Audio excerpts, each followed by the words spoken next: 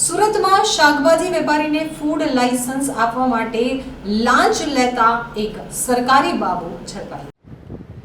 શાકભાજી વેપારી food licence આપવા ₹45,000 લાંચ લેનાર 1.5 લાખનો પગારદાર પાલિકાના food safety officer Hemen Gohil અને વહીવટી ક્લાર્ક ગુલામ યાસીન શેખને એસીબીએ ઝડપી પાડ્યા છે।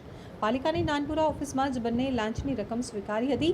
એસીબીએ શુક્રવારે બપોરે નાનપુરા રંગ ઉપવનની બાજુમાં ફૂડ ઇન્સ્પેક્શન કચેરીમાં ટ્રેપ ગોઠવી રાંદેર ઝોનમાં વહીવટી ક્લાર્ક ગુલામ શેખને 45,000ની લાંચ લેતા પકડ્યા હતા। તેણે ફૂડ સેફ્ટી ઓફિસર હેમેન ગોહિલના કહેવાથી લાંચ સ્વીકારી હોવાનું નિવેદન આપતા તેમની પણ ધરપકડ કરાઈ હતી।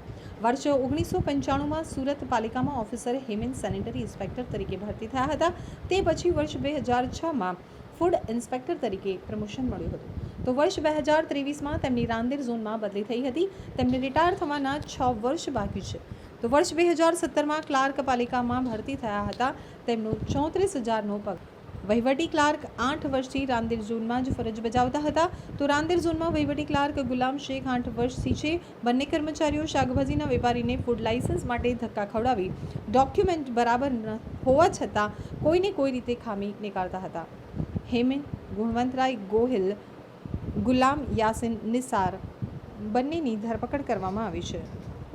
રોજ એક ફરિયાદીની ફરિયાદ મળેલ કે શાકભાજીનું વેચાણ કરવા માટેનું લાયસન્સની જરૂરિયાત હોય। તેઓએ એક ઓનલાઈન અરજી કરેલી, જે અરજીના કામે લાયસન્સ મેળવવા જે અરજી કરેલ એમાં લાયસન્સ આપવા માટે SMC Rander zone food safety officer Hemen Gohil તથા વહીવટી ક્લાર્ક તરીકે ફરજ બજાવતા ગુલામ શેખ નાઓએ લાયસન્સ આપવાના અવેજ પેટે ₹45,000ની લાંચની માગણી કરેલી, જે લાંચ લેતામાં હેમેન તથા ગુલામ શેખ પકડાઈ ગયેલ હોય તેઓ વિરુદ્ધ કાયદેસર કાર્યવાહી કરી અને ગુનો રજીસ્ટર કરવામાં આવેલ છે અને આગળ તપાસ ચાલુ છે।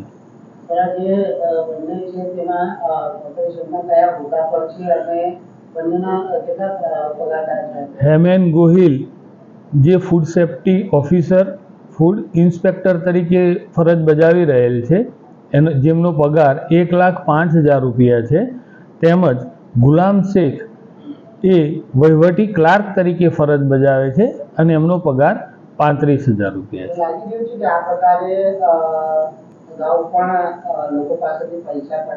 હા, આ જ ફરિયાદી પાસેથી એ આ દિવાળી અને એવા ફંક્શનોમાં પણ આ લોકો પૈસાની માગણી કરતા હતા ગેરકાયદેસર, અને આવી બાબત પણ એ તપાસ દરમિયાન ધ્યાને આવેલ છે।